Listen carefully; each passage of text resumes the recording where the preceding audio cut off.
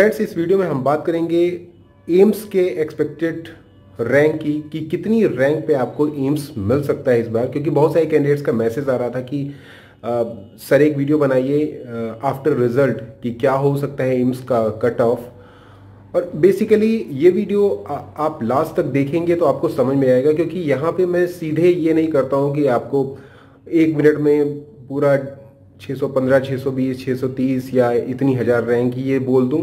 इससे आपको समझ में नहीं आएगा। मेरे वीडियो का मकसद होता है कि थोड़ा लेंदी होता है, लेकिन एक एक स्टेप से आपको समझ में आएगा कि ड्यूरिंग चॉइस फिलिंग आपको फायदा हो सके। तो मेरा मकसद ये रहता है, मेरा मकसद ये नहीं रहता कि एक मिनट में मैं वीडियो खत्म कर दूं। तो इस वीडियो को मैंने दो पार्ट में डिवाइड किया हुआ है। पहले पार्ट में हम बात करेंगे जो टॉप एम्स हैं, जो ओल्ड एम्स हैं, उनके बारे में कि उनको पाने के लिए आपको ऑल इंडिया कोटा में कितनी रैंक चाहिए। ऑल इंडिया कोटा रैंक क्या होगी आपकी कैटेगरी वाइज।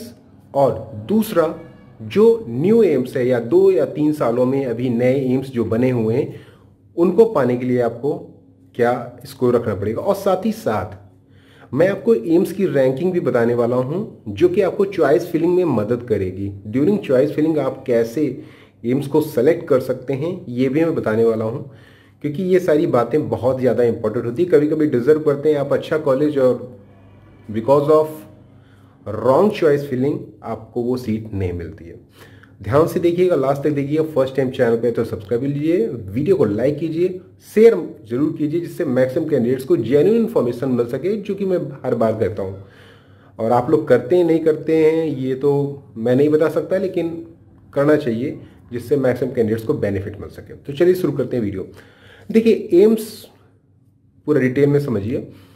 एम्स में जितनी भी सीटें हैं 100% सीटों की जो काउंसलिंग कराता है वो एमसीसी कराता है, ऑल इंडिया कोटा के थ्रू कराता है। इसमें स्टेट कोटा की कोई भी सीटें नहीं होती हैं, ये मैं क्लियर कर देना चाहता हूं। There is no state quota in any AIIMS, ठीक है। एम्स में इस बार, पिछली बार जो नए एम्स 4 नए एम्स डाले गए थे, उसमें सीटों का अपग्रेडेशन हो सकता है। 50 सीट्स की जगह पे 100 सीट्स हो सकती हैं, क्योंकि हर बार ऐसा होता है जो नए एम्स होते हैं उसमें 50 सीट्स अगर रहती हैं तो उसको नेक्स्ट ईयर अपग्रेड करके 100 किया जाता है। ऐसा होता है, इस बार भी हो सकता है। तो चांसेस हैं कि सीटें आपकी बढ़ेंगी, तो सीटें अगर बढ़ेंगी तो कट ऑफ आपका लो जाएगा, ठीक है। ये बेसिक पॉइंट मैंने आपको बता दिया, बेसिक पॉइंट यही है। अब बात कर लेते हैं कि कितनी रैंक हो सकती है। सबसे पहले मैं टॉप एम्स की बात कर लेता हूं। टॉप एम्स जो हमारे इंस्टीट्यूट हैं उसको पाने के लिए, जो पुराने इंस्टीट्यूट है, जो ओल्ड इंस्टीट्यूट है, उनकी बात करता हूं, जिसमें हमारा न्यू दिल्ली सबसे टॉप पे आता है।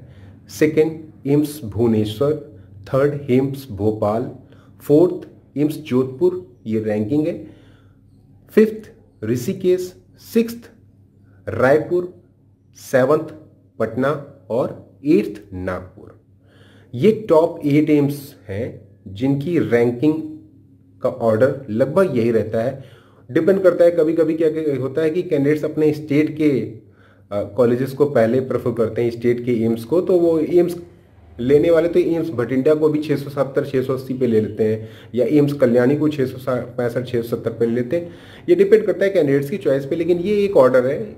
इस ऑर्डर से आप चॉइस फिलिंग कर सकते हैं। भोपाल और भुवनेश्वर में कॉम्पिटिशन रहता है। अब अगर ये एम्स आपको चाहिए, देखिए यहाँ पे एक इंपॉर्टेंट बात आपको मैं बता देना चाहता हूँ। 27% ओबीसी और 10% ईडब्ल्यूएस ये लगने वाला है 15% एआईक्यू में। अगर ये लगता है तो कुछ चेंजेस इसमें होंगे, बहुत ज़्यादा चेंजेस नहीं होंगे, कुछ चेंजेस होंगे। जनरल की रैंक थोड़ी कम हो सकती है, 50 से लेकर 100 रैंक तक कम हो सकती है लगभग, और ओबीसी की रैंक थोड़ी बढ़ सकती है इसमें, क्योंकि यहाँ पे केवल जनरल, ओबीसी और ईडब्ल्यूएस में थोड़ा थोड़ा चेंजेस होगा, ज़्यादा चेंजेस नहीं होगा। तो उसको मैंने कंसीडर अभी नहीं किया है, लेकिन अगर आप कंसीडर करेंगे तो फिर ज़्यादा नहीं, 50-100 ऐसे ही रैंक का डिफरेंस पड़ेगा, ज़्यादा नहीं पड़ेगा। देखिए, एम्स नागपुर से ऊपर जो इंस्टीट्यूट है ठीक है। एम्स नागपुर तक आपको जो सीटें चाहिए, टॉप एम्स 8 एम्स चाहिए, तो मिनिमम पॉसिबल जो रैंक है ऑल इंडिया कोटा रैंक, वो आपकी कितनी होनी चाहिए? जनरल के लिए लगभग 3000 के करीब, ये राउंड 3 तक का मैं बता रहा हूं।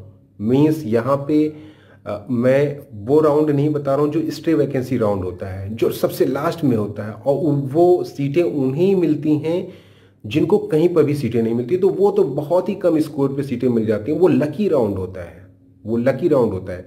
उसकी बात मैं यहाँ नहीं कर रहा हूँ, उसका तो बहुत कम हो जाता है। मैं पॉसिबल 3 राउंड्स जो एमसीसी कराता है, ऑनलाइन राउंड्स, उनकी बात कर रहा हूँ। स्टे वैकेंसी राउंड में वैसे भी कम सीटें होती हैं और वो उन्हीं को मिलती हैं जिनको कहीं पर भी सीटें नहीं मिली रहती हैं, तो ये जान लीजिए, ठीक है। तो ये 3rd राउंड तक मैं आपको आइडिया दे रहा हूँ, कुछ ऐसा हो सकता है, ठीक है।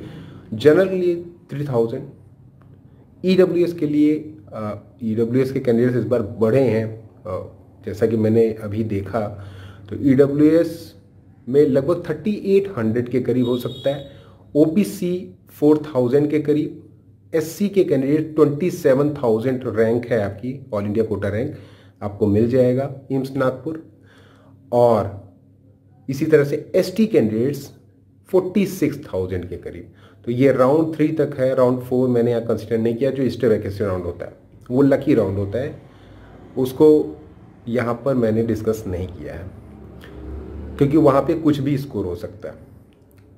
नेक्स्ट बात कर लेते हैं, ये तो टॉप 8 एम्स हो गए। अब हमारे जो बचे हुए एम्स हैं, एम्स राजकोट, एम्स तेलंगाना, एम्स मंगलागिरी, एम्स बतिंडा, इसके अलावा अगर मैं बात करूं एम्स रायबरेली, एम्स गोरखपुर, एम्स कल्याणी, एम्स बिलासपुर, एम्स देवगढ़, एम्स आसाम और एम्स जे&के, सबसे लास्ट में एम्स जम्मू एंड कश्मीर होता है। हो सकता है इस बार नए एम्स भी जुड़ सकते हैं, इसकी भी पॉसिबिलिटीज है, क्योंकि पिछली बार कहा गया था हो सकता है इस बार नए एम्स भी जुड़ सकते हैं, तो 19 की जगह पे कुछ और एम्स हो सकते हैं, वो मैं अभी नहीं कंसिडर कर रहा हूँ। मैं केवल एम्स जम्मू एंड कश्मीर को बता रहा हूँ कि जो पॉसिबल राउंड है 3, राउंड 3 तक आपको कितनी रैंक तक आपको मिल सकता है, ठीक है। ये इसी ऑर्डर पे इसकी फीलिंग होती है, ठीक है। एम्स जम्मू एंड कश्मीर जो लास्ट एम्स है, उसको अगर आपको लेना है तो उसमें आपको जनरल की जो रैंक हो सकती है वो लगभग 9000 के करीब आपकी हो सकती है। अगर ईडब्ल्यूएस और ओबीसी का रिजर्वेशन हुआ तो यहाँ पे 100-200 का अंतर हो सकता है। ओबीसी का लगभग 10,000 रैंक, ईडब्ल्यूएस का 9500 के करीब रैंक, एससी का 50,000 के करीब। एससी कैंडिडेट्स अगर 50,000 ऑल इंडिया कोटा रैंक है तो उनको एम्स जे&के मिल सकता है, और एसटी कैंडिडेट्स का 85,000 के करीब। 85,000 रैंक है एसटी कैंडिडेट्स का, तो उनको एम्स जम्मू एंड कश्मीर मिल सकता है। तो बेसिकली ये आइडिया है दोस्तों, मैंने दे दिया है कि अगर इतनी ऑल इंडिया कोटा रैंक है आपकी इस बार, तो आप अपने आप को सेफ महसूस कर सकते हैं कि आपको सीटें मिल जाएंगी। बशर्ते ये कि यहाँ पे एक पॉइंट मैं आपको पहले ही बता दे रहा हूँ कि 27% ओबीसी और 10% ईडब्ल्यूएस जब लगेगा तो इसमें मार्जिनली चेंजेस आएंगे। जनरल की जो रैंक है वो थोड़ी और कम होगी। कम का मतलब कि लो होगी। लो का मतलब कि 9000 है तो 8500 हो सकती है, ऐसा नहीं 9000 हो तो 10,000 हो जाएगी, ये नहीं। तो इस तरह से ये कुछ इंस्टीट्यूट का कट ऑफ हो सकता है दोस्तों एम्स का, और डिटेल में एम्स भोपाल का कितना होगा, एम्स जोधपुर का कितना होगा, एम्स पटना का कितना होगा, ये बेसिकली इसी ऑर्डर में ऊपर बढ़ता रहता है। मीन्स बीच में 100-200 का गैप आप करते रहेंगे तो आपको आइडिया मिल जाएगा। जो मैंने रैंकिंग बताई है उसमें 100-200 या 50-50 का डिफरेंस करते रहेंगे तो आपको आइडिया मिल जाता है। और बीच में क्योंकि बहुत सारे इंस्टीट्यूट और आने लगते हैं, टॉप जीएमसीज आने लगती हैं, और इसके अलावा दिल्ली के कॉलेजेस टॉप आने लगते हैं, बहुत सारे कॉलेजेस के बीच में आते भी हैं, तो वो भी कंसीडर करने की बात होती है। तो ये कुछ इस तरह से कट ऑफ हो सकता है।